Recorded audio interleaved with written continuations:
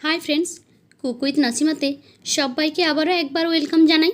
প্রতিদিনের মতো আজকেরও চলে এসেছি নতুন আরও একটি রেসিপি নিয়ে আপনাদের সামনে। খুবই অল্প উপকরণে তৈরি এই ডেজার্টটি মেহমান বাড়িতে আসার আগেই আপনারা চটপট বানিয়ে ফ্রিজে রেখে দিতে পারেন। তাহলে চলুন দেখে নিন একবার এই ডেজার্টটি আমি কিভাবে বানিয়েছি। আজ বানাবো ক্যারামেল কাস্টার্ড পুডিং। ক্যারামেল বানানোর জন্য প্রথমেই আমি একটি প্যানের মধ্যে দিয়ে দিচ্ছি 3 চামচ চিনি। চিনিটাকে একটু চামচ দিয়ে এভাবে ছড়িয়ে দিলাম, তার মধ্যে দিয়ে দিলাম 1 চামচ জল। এখন লো ফ্লেমে এটাকে বসিয়ে রেখে দেবো। আস্তে আস্তে করে নিজের থেকেই এই চিনিটা ক্যারামেল হতে শুরু করবে। যখন চিনিটা একটু ফুটে এসেছে তখন আমি একটু নেড়ে দিয়েছি। তারপর দেখুন আস্তে আস্তে করে এটার কিন্তু কালার চেঞ্জ হয়ে আসছে। কিছুই করতে হবে না, এমনি রেখে দিলে এটা আস্তে আস্তে করে কালারটা চেঞ্জ হয়ে আসবে আর খুব সুন্দর গোল্ডেন একটা কালার হয়ে যাবে। এই পর্যায়ে এটাকে একটু নেড়ে চেড়ে দিতে হবে। দেখুন ক্যারামেলটা কিন্তু আমাদের রেডি হয়ে গেছে। এই পর্যায়ে গ্যাসটি বন্ধ করে দিতে হবে। এর থেকে বেশিক্ষণ গ্যাস জ্বালানো থাকলে তাহলে এটা কিন্তু একটু তেঁতো ভাব এসে যাবে, তখন খেতে অতটা ভালো লাগবে না। এইবার আমি একটি পাত্রের মধ্যে ক্যারামেলটাকে ঢেলে নিচ্ছি। আমি এখানে একটা কাঁচের পাত্র নিয়েছি, আপনারা চাইলে স্টিলের বাড়িতে থাকা যে কোনো পাত্রের মধ্যে এটা সেট করে নিতে পারেন। এখন এই বোলটাকে একটু নাড়াচাড়া করে চারিদিকে আমি ক্যারামেলটাকে লাগিয়ে নিচ্ছি। পুরো বোলটার গায়ে লাগানোর দরকার নেই, শুধু নিচেটা থাকলেই হবে। তাহলে আমরা যে পুডিংটা বানাবো, যে কাস্টার্ডটা বানাবো, সেটা দেখতে অনেক বেশি ভালো লাগবে, অ্যাট্রাকটিভ হবে।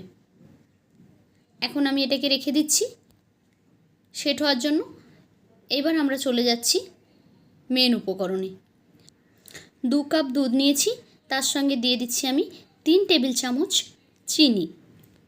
এখন কিছু সময় জাল করে চিনিটাকে মেল্ট করে নেব। চিনিটা পুরোপুরি দুধের সঙ্গে মেল্ট হয়ে গেছে আর দেখুন দুধটাও কীভাবে ফুটতে শুরু করে দিয়েছে। এখন আমি একটি কাপের মধ্যে 2 টেবিল চামচ দিয়ে নিলাম কাস্টার্ড পাউডার। আমি এখানে ভ্যানিলা কাস্টার্ড পাউডারটাকে ইউজ করেছি। তার মধ্যে দিয়ে দিচ্ছি দুধ দিয়ে আমি এই কাস্টার্ড পাউডারটাকে মিলিয়ে নিচ্ছি, যাতে এর মধ্যে কোনো রকমের কোনো লাম্পস না থাকে।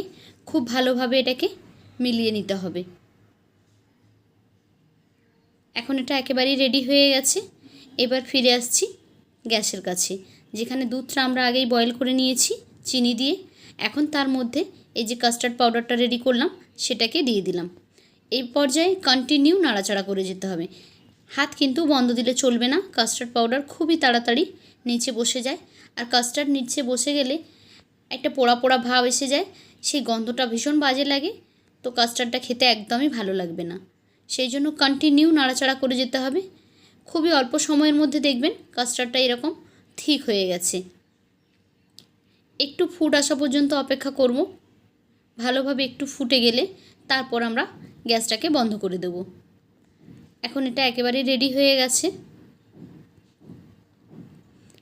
আগেই যে মিক্সিং বোলটাতে আমরা ক্যারামেল সেট করে রেখেছিলাম, সেই বোলটাতে এই পুরো কাস্টার্ডের মিক্সচারটাকে এখন ঢেলে দিচ্ছি।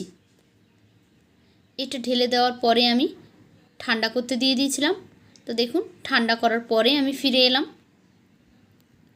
প্রায় 2 থেকে আড়াই ঘন্টা মতো আমি এটাকে ফ্রিজে রেখে দিয়েছিলাম। খুব ভালোভাবে ঠান্ডা হয়ে গেছে। এখন একটা প্লেট নিয়ে এভাবে আমি উল্টে দিচ্ছি।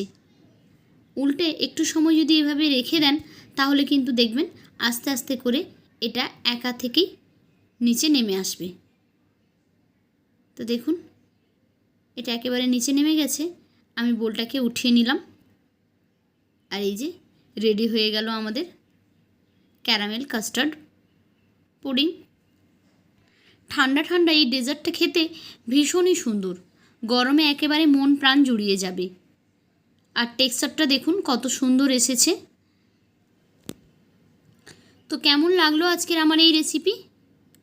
যদি ভালো লেগে থাকে তাহলে লাইক, কমেন্ট অ্যান্ড শেয়ার করবেন। আর এই রকমই সমস্ত সহজ সরল রেসিপি পেতে আমার চ্যানেলটিকে সাবস্ক্রাইব করে বেল আইকনে ক্লিক করে নোটিফিকেশান অন করে দেবেন। তাহলে যখনই আমি কোনো নতুন ভিডিও আপলোড করব, সেই ভিডিও নোটিফিকেশান সবার আগে পৌঁছে যাবে আপনাদের ফোনে। তো আজকের মতো এই পর্যন্ত। ফিরে আসবো আগামীকাল নতুন আরও একটি ভিডিও নিয়ে। ততক্ষণ সবাই ভালো থাকুন। টাটা।